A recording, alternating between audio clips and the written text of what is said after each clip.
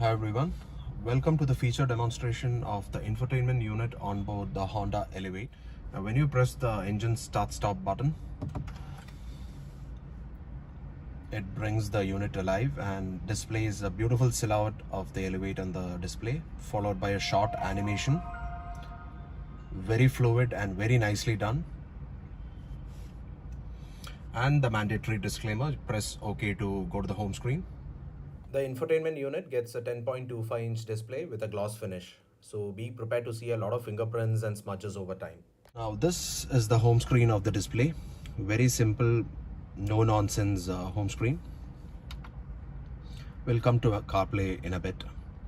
So this is a home screen. You can have a 2-tile display like you see here, or press this option and bring a 3-tile display.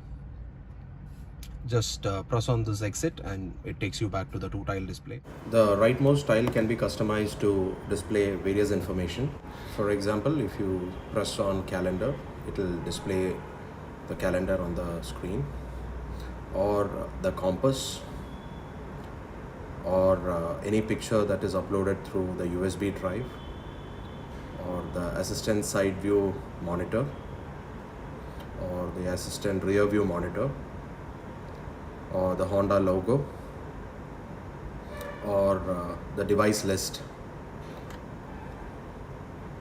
or the USB connect device, or the display settings, or the sound settings, or the standard analog clock.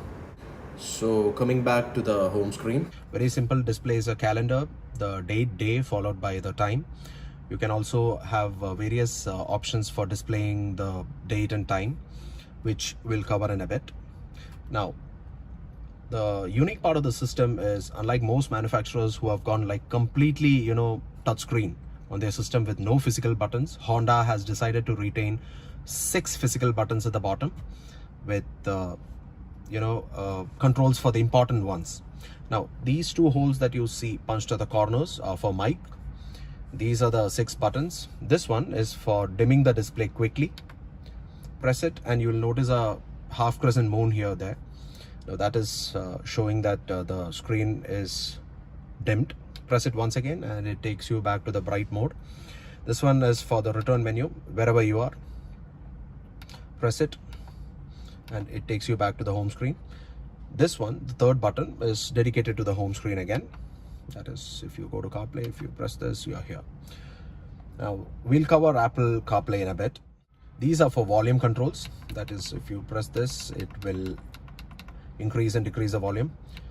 Long press it to quickly reduce the volume or increase it, as you can see.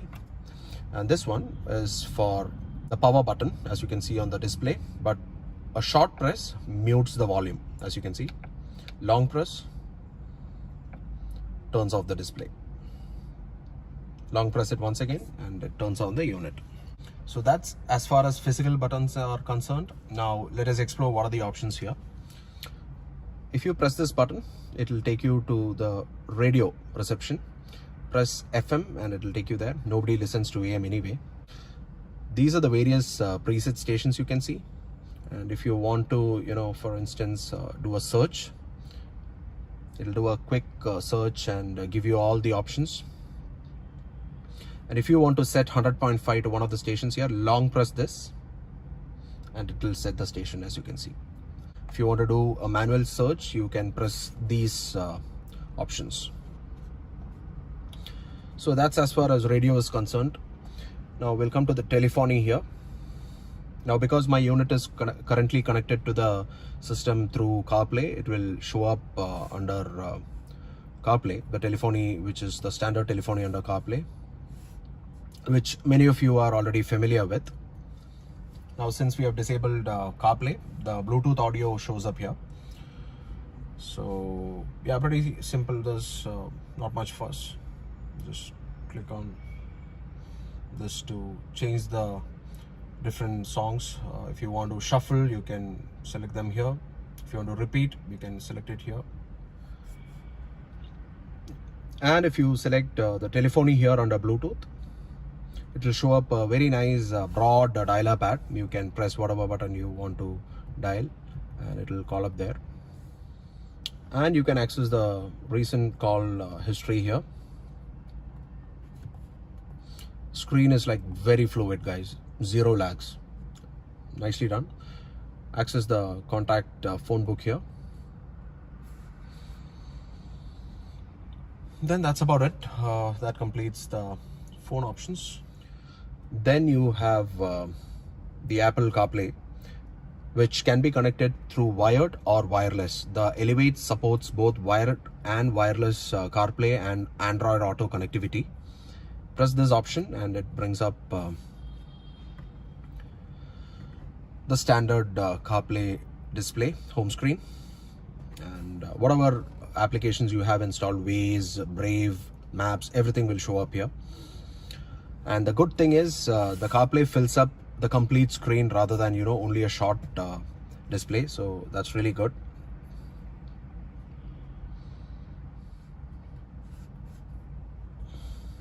Very nice and crisp display. I'll come to the resolution in a bit. So that's as far as CarPlay goes, and goes without saying, if you need to access standard voice commands, long press the voice control button on the steering wheel and it will help you access the various commands. So that's something that I frequently use, like guide me to a certain place or call XYZ. Then we have music. Again, my system is connected through CarPlay, so it'll bring up the Amazon Music option under CarPlay here.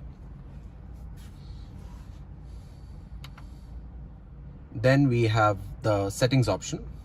You have various settings that can be changed. Let's go one by one. First one is, of course, the device list under Bluetooth. So if you want to connect a new device, just press this and look for Honda HFT under the Bluetooth devices options in your phone, and it will show up there. And once you pair it, it will show up right here.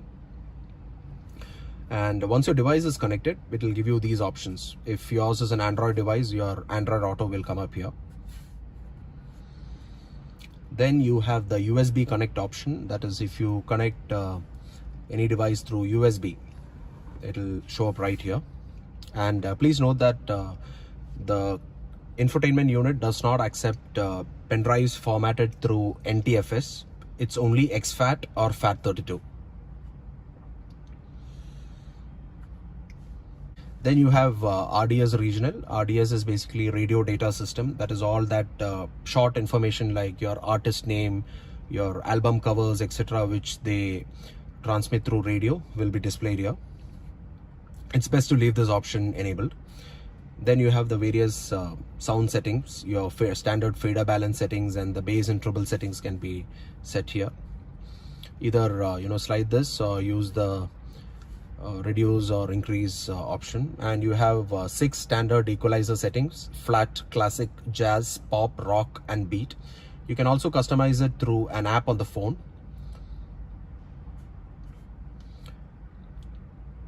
Then you have the beep of this unit, which if you enable, you'll hear this, which is pretty annoying, so I'll just turn it off.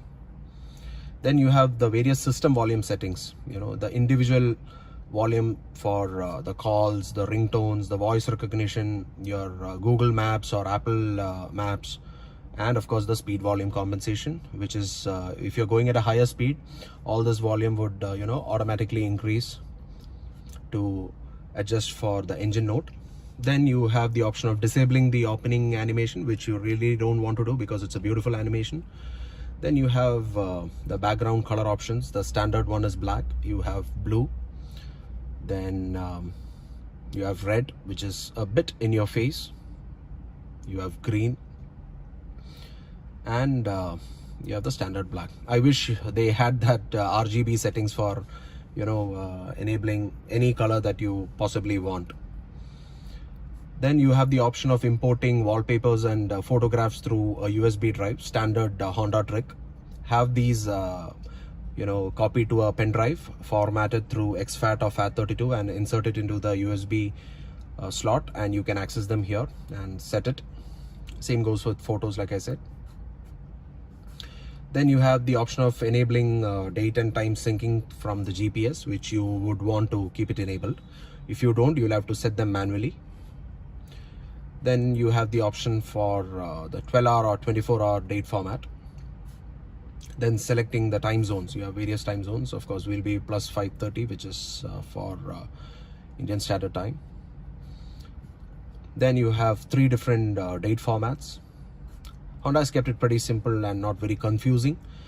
Then you have the option for rear wide camera. You have static guidelines which come up, and the rear wide camera modes, top down view to wide view, or do you want top down view to normal? It's best to enable top down view to normal to get a good perspective of it. Then you have the left mirror's lane watch camera, which would show up with the turn signal, which I'll show you in a bit. And what is the lag that you want? Do you want it to instantly turn off, or do you want it to turn off after 2 seconds? So, and you have the reference static guidelines again, which you can enable from here. Then the details of the system, the Bluetooth address, the Wi-Fi MAC address, PSK. If you scan this, it will show you that the unit has been supplied by Alpine. As is the case with most Honda cars, Alpine has been the OEM for the infotainment units. Open source license, again, here we go, Alpine. So then of course you have the option for the clearing all the settings to go back to the factory settings. That's as far as the system goes. So if you have this option, that is lane watch enabled with turn signal, and if you turn on your indicator, it will show up the image from the left mirror. This is a display from the reverse, wherein this guideline is a static guideline. It's not a dynamic one. It doesn't change. You have the option for enabling various displays. This is the near, this is the wide, and this is the normal viewed up top. It's typical Honda fare. It's there on the Jazz as well. So right below the Climatronic control unit, you have this wireless charging pad, or the Qi pad, which you have there. And you also have the option of enabling or disabling the charging through this button here. So if you leave the phone there, it will, and if your phone has wireless charging enabled, it will charge your device. But I'd really not recommend that you charge your device wirelessly, because induction charging heats up the device like anything, and it can potentially reduce the battery life. So the best option would be to use any of these USB ports to charge it, or worse, the supplied charging adapter. Guys, we are trying to play some files of a USB drive, standard, and we are inserting it into the port, and let's see what are all the files that the system recognizes. So once you plug it into the USB port at the bottom, this icon shows up. If you click here, okay, so FLAC files play well, no problems with FLACs. Then let's go to, so this is that FLAC file. As you can see, displays quite well. Now let's see what are all the video files that it will play. Okay, so we have a full HD MP4 file here. It's just a sample file I downloaded off the internet, guys. So